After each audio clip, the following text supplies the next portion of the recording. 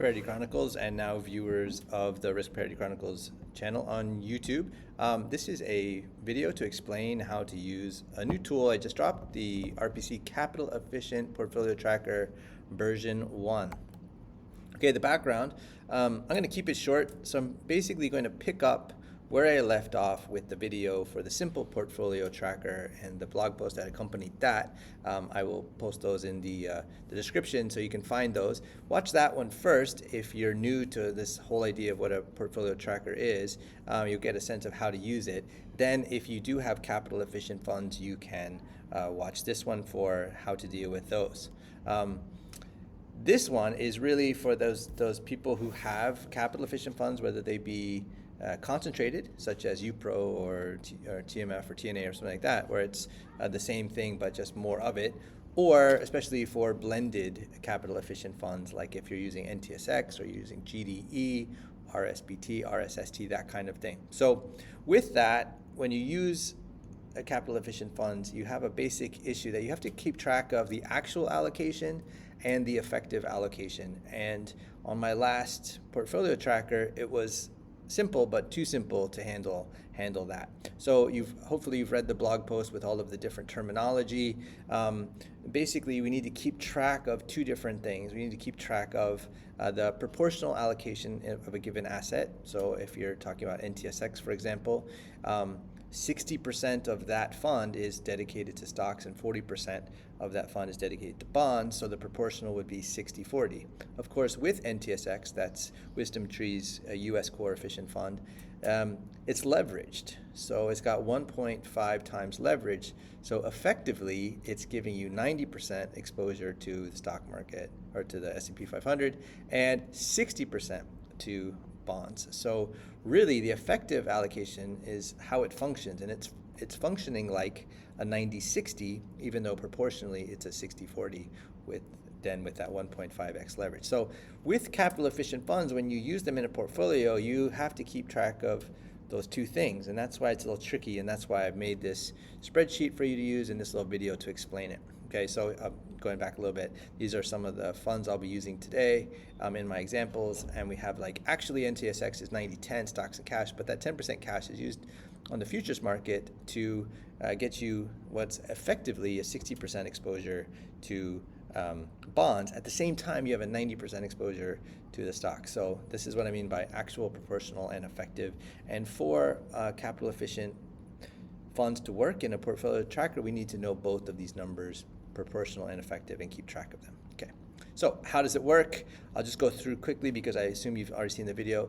I will now kind of get over to the tracker itself, and here we go. Let's erase that there. First things first, the parts in white are meant to be changed or can be changed. The parts in gray are not, but it's your spreadsheet, so I didn't lock it or anything. Just will give you a warning if you try to change something, and you can turn that warning off for 5 minutes if you have a bunch of changes you want to make. But just so you know, you're entering stuff into the white. You can change the portfolio name if you wish, and then here under asset classes, actually this will start off looking like this. I forgot to change it, but that's the way it will look when you open up the spreadsheet and you start one. And what you do there is you just change to whatever asset classes you have. So going back to what it was stocks and bonds. And then I'll expand this in a second, but you can see that's that part there. So today we're going to I'm going to be showing you how to use the capital efficient golden butterfly as our example. So just to let you know, here's the finished one, but I will use this tutorial to kind of walk you through how I got there, and then you can adapt it to your needs. Okay, so we're going to put in the parts of a capital efficient butterfly that we want to have, which are going to be stocks, bonds, managed futures, and gold. Okay, all right. So I know from the construction of the capital efficient golden butterfly that it winds up being basically a 1/3, 1/3, 1/3 if you count managed futures and gold together. And actually, it's 33.4% of your risk is for equities, and 33.7 to fixed income, to bonds, and 20% to managed futures, and 12.9% to gold. Let me just do this quickly so we can see the exact percentages. And because that's it, that has to equal 100, I then erase the others. Okay, so that is now my my portfolio that I'm going for, and you can see here it updated these figures when I changed the thing on top. Okay, so now what I want to do is add the holdings, and I've already kind of done this, so we'll just move this up here. Let's say the three funds I have are right there. I got them. And what happened was I changed the formula temperature, so I'm putting it back. Okay, those are the 3 funds in my capital efficient golden butterfly, and that's how much I have. And that is the way you get it set up for the first part before you get to the complicated matter of the capital efficient funds. Okay, now that I have this, now I need to put the different assets into the right asset classes and what they have in them. Okay, so NTSX is proportionally 60% into stocks and 40% into bonds. So here where it says prop amount, what I'm going to do is I'm going to enter in numbers to reflect that. So I take the cell times 0.6 for stocks, and over here I'm going to multiply it times 0.4 to get that. Now when I have a blended capital efficient fund like NTSX, that must equal 1, so it should equal that amount right there. And I can always check it just by dragging the cursor over. Okay, but now I also have this issue of the effective amount, and here's where the leverage comes in. So for effective amount, NTSX acts as if it actually has a 90% allocation to bonds. So I go like this, times 0.9. And as actually acts like it has a 60% allocation to bonds.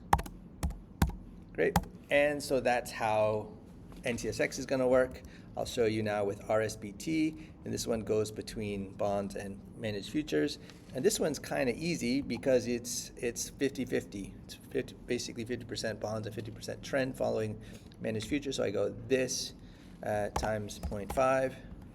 But then for this, it acts like 100% bonds. So I go there. Oh, sorry, that was a mistake because it did the autofill. I don't want that. Okay. And then here it's again 50% like bonds. And then here it's actually acting like it's all trend. Okay. See, I didn't need to put in the times 1 because it just is what it is. All right. And lastly, we get to Wisdom Tree's efficient gold and equities, and that's 50-50, but it acts like 90-90. So I do that again. I go here times 0.5, and I like to always do them kind of in pairs, so I make sure this adds to 100.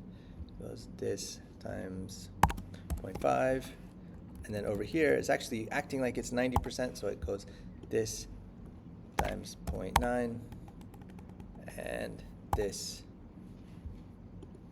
times 0.9. Okay, and there is my capital efficient golden butterfly. Right now, it's pretty close to what I want it to be. Gold's a little bit higher, and bonds and stocks are a little bit lower, but that's the way that goes. Now, let me show you what happens if you have other things in your portfolio. Let's say you have, this is the 3x leveraged NASDAQ 100, otherwise known as TQQQ. It's going to automatically update the price. Let's say I just have a little bit of this. I have 10 shares. Now this one is not going to have multiple asset classes, but it is still going to utilize the proportional amount and the effective amount. The proportional amount would be just this, 100%, but it acts like it's 3 of that, right? So it goes that times 3. And you can see now my stock allocation is way higher than otherwise, but whatever you add in, let's say you do RSST, you would go, between stocks and managed futures or something like that. So that's how you use it, and that's how you keep track of the proportional amount, which always has to be actually represented by the dollars, and then the effective amount, which is how those assets actually function. Okay, just like last time, you can remove unnecessary rows or columns as you see fit, but little tip, I always like to leave one remaining extra in case I need to expand. I can always just copy that. I don't have to copy over the formatting or the formulas or anything like that. So we'll just leave it like that for now. And let's return here to this. I've kind of skipped all the way through here. I've finished that. All right, so now let's work on interpreting the information at the top. And you can see there's a slight difference. I've got all this stuff in black text except these two columns in gray. And the reason being is that you need to know these, but these are not that important compared to the ones in black. So the actual dollar amount is going to be right here, and that's actually adding up all of these, the proportional amounts there. Then, actually the proportions are this way, but that doesn't matter so much as like the effective percentages, the effective allocation to those various things. So we keep these things in gray, and there's actually the kind of effective amount in gray down here, which you can see, but it's not an actual number. It's just a kind of leverage number that you're functioning with.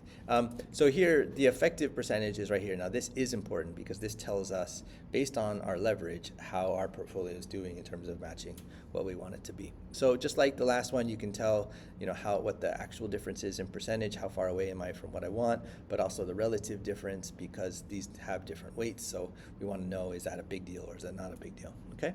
So just for giggles, I'll say I got a little bit more money. And I noticed that bonds and trend were both kind of low, so I had enough for 20 extra shares, so I bumped it up. And now you can see I've got a little bit more balance in the portfolio. So the key thing for you is, for the user, is this number in red. If you do have extra money, this is where you'd put it. You can do it your own way. You can just go by dollar amounts. Now again, you're going to be using capital efficient funds, so you'll want to think of the effective dollar amount. So if I had to get here for $254, I could get there by going to, say, TMF, a 3x leveraged long-term treasury, and then I'd only need to put in 1/3 of that, so about $85 or so, in order to get my bond allocation back up to close to what I want. Of course, that would send these other things down farther, but you get the picture. You have to kind of look at this and think, how do you want to make up for those shortfalls, or do you want to take money from something, and so on. Okay, so that is how to interpret the information at the top. Little bonus. Here's a super easy way to calculate leverage if you are curious and you want to know, hey, just how leveraged am I? Right now it's going to be pretty high. I'm going to be over 2 for sure. But you can always just take a cell and take the effective amount divided by the actual amount, and you'll get a number. And you subtract, so this should be a percentage for this case. Oh, no, it's not over 2. Because of some things like NTSX, which are under 2. But I have 86.88% additional leverage right there. So if I get more of this in there, which is a 3x fund, that's going to bump that up. As you can see now, I've got 1 plus another 112% of leverage right there. So little handy thing that you can use if you want, but I'm going to remove this because not everybody wants that. All right, but if you do, that's how you get it. And lastly, as we get to our last slide here, just to let you know, and I said this before, but I have a finished a capital efficient golden butterfly example on this second tab. When you see this capital efficient asset class template, it'll be blank, but we'll keep this here so you can kind of see how that works. Okay, great. Thank you all for watching. Hopefully this helps. That's my goal here, is just to help beginning investors and sort of progressing investors get a little bit better I'm big into capital efficient funds right now. In fact, I've thought of even changing the name to Capital Efficient Chronicles because they're really captivating my attention right now.